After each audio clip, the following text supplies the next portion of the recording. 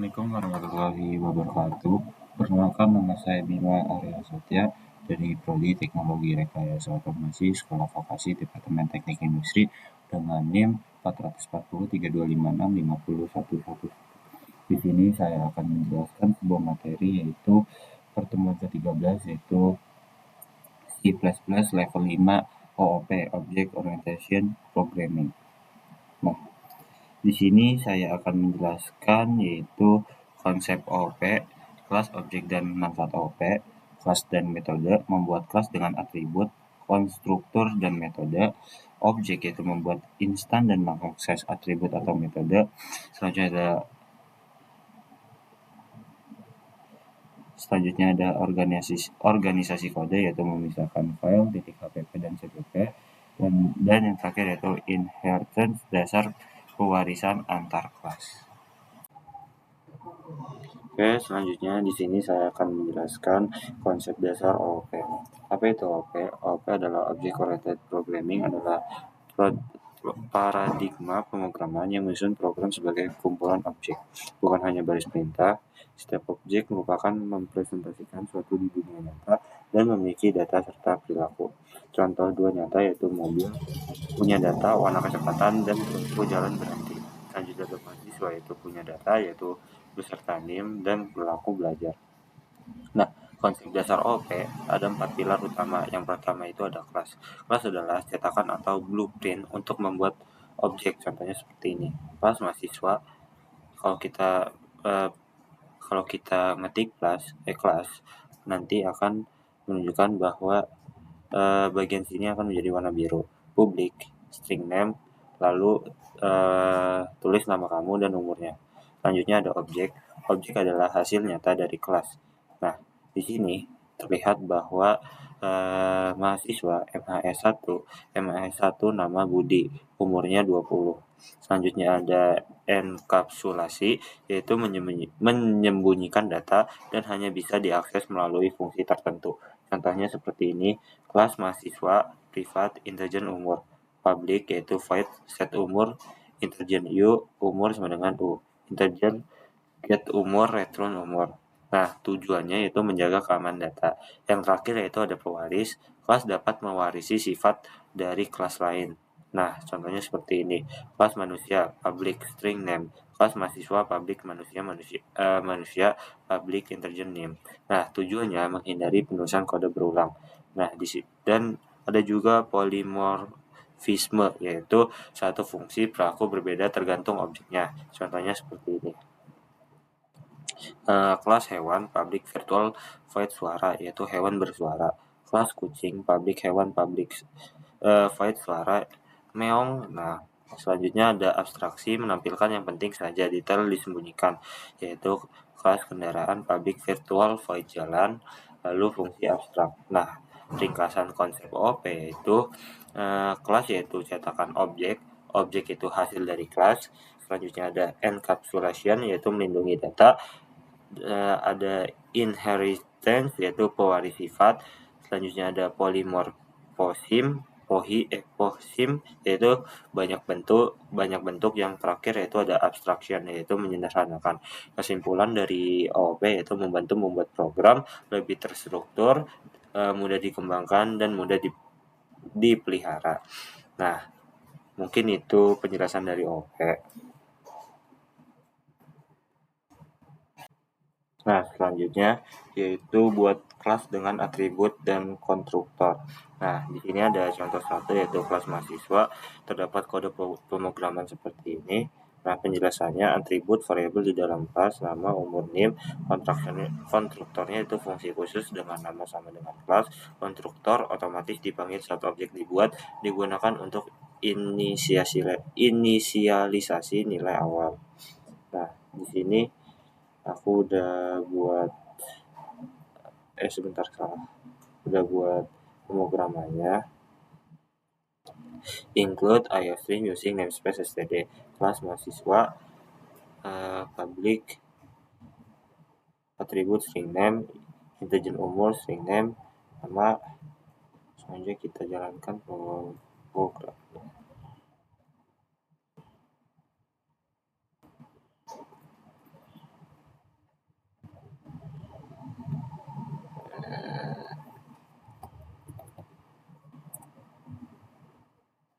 Bentar.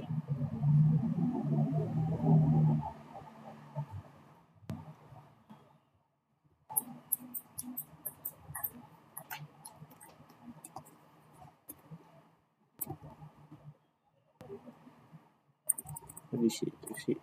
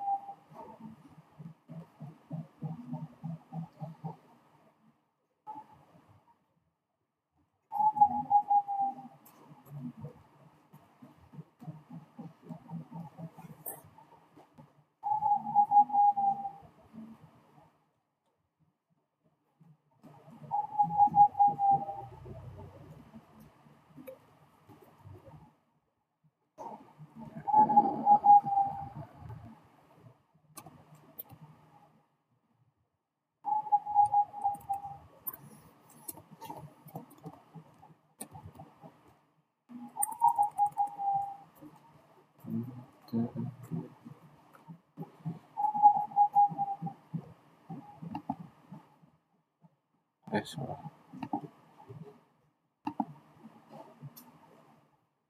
Gitu sih.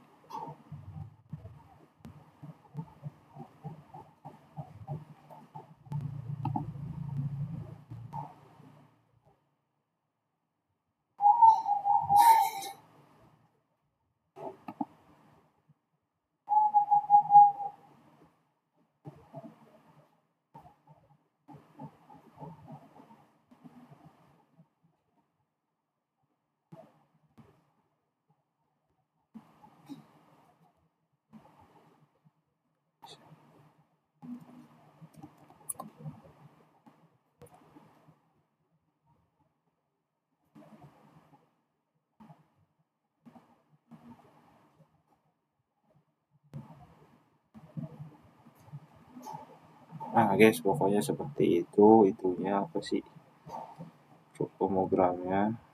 Laptopku belum bisa karena settingannya belum dapat. Nanti aku coba lagi kalau udah settingannya dapat.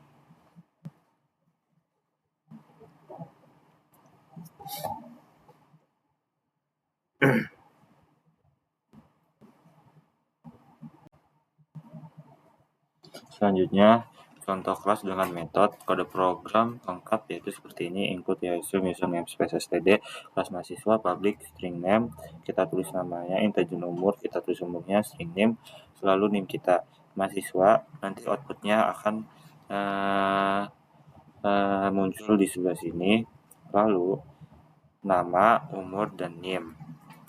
Di sini ubah umur menjadi berapa, lalu integer main mahasiswa MHS1 Budi 20 tahun, NIM-nya 123456. Lalu tampil data seperti itu. Nah, penjelasannya, metode fungsi di dalam kelas. MHS1 tampil data yaitu cara memanggil metode. Lalu MHS1 ubah umur 21 metode dengan parameter titik dot operator untuk mengakses metode atribut objek. Nah, alur programnya yaitu objek MHS1 dibuat, konstruktor dipanggil, metode yaitu tampil data dijalankan, metode ubah umur yaitu mengubah nilai atribut, metode dipanggil kembali untuk melihat perubahan. Nah, kesimpulannya yaitu metode digunakan untuk mengolah data dalam kelas. Objek memanggil metode menggunakan titik. Konsep ini inti dari pemrograman OOP. Nah, selanjutnya contoh memisahkan kelas C++ ke file header yaitu .hpp dan source yaitu cpp, lengkap dengan pembuatan objek serta akses atribut dan metode. Nah, struktur filenya yaitu project mahasiswa.hpp, mahasiswa.cpp, main.cpp. Lalu file header yaitu mahasiswa.hpp berisi deklarasi kelas, atribut, dan prototype method. Contoh pemrogramnya seperti ini. Nah, lalu ada file source yaitu mahasiswa.cpp berisi implementasi, konstruktur, dan metode. Nah, contoh pemrogramannya seperti ini. Nah, kalau laptop udah bisa mungkin nanti akan kuperbaiki videonya karena settingan di VS Code-nya belum bisa dan outputnya belum keluar, terminalnya juga belum keluar. Nah, file utama main.cpp itu berisi pembuatan objek dan akses atribut dan metode. Nah, contohnya seperti ini. Nah, lalu compile dan run via terminal yaitu g++ main cpp mahasiswa cpp 0 pemrograman. Nah, ringkasannya dari ini adalah .hpp yaitu deklarasi kelas prototype, .cpp yaitu implementasi metode, main.cpp yaitu pembuatan objek dan pemanggil metode. Gunakan tanda seperti ini untuk menghubungkan metode dengan kelas. Selanjutnya itu contoh dasar inheritance atau pewarisan antara kelas induk yaitu parent atau base dan kelas turunan child atau derivative dalam C++ dijelaskan secara sederhana. Nah, konsep singkat inheritance yaitu memungkinkan dasar kelas turunan mewarisi atribut dan metode dari kelas induk sehingga kode lebih ringkas, tidak perlu menulis ulang fungsi yang sama, lebih mudah dikembangkan. Contohnya seperti ini, contoh kelas induk parent class. Nah, di sini sama seperti biasanya, kelas manusia public string name, void sapa, hello nama saya, nama Indi. Nah, contoh kelas turunannya seperti ini. Terlihat bedanya di ini void info dan void sapa. Nah, public manusia artinya atribut dan metode public dari manusia tetap public di mahasiswa. Nah, penggunaan di main yaitu integer main mahasiswa MHS seperti ini. MHS nama Budi, MHS NIM 1234556, MHS apa, MHS info, nanti muncul jawaban-jawaban dari ini. Hello nama saya ini. Nah, ringkasan akses yaitu atribut induk bisa diakses di cell. Iya, itu bisa. Metode induk bisa diakses di cell. Atribut turunan tidak bisa diakses di cell di induk. Metode turunan tidak bisa diakses di cell di induk. Nah, kesimpulannya inheritance ya atau pewaris sifat dan cell class dapat menggunakan fitur parent dan class, dan yang terakhir sangat berguna untuk struktur OPMHP.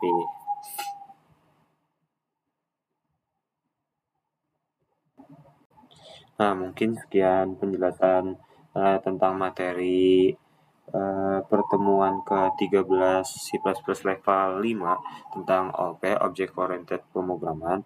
Mungkin sekian dari saya. Assalamualaikum warahmatullahi wabarakatuh.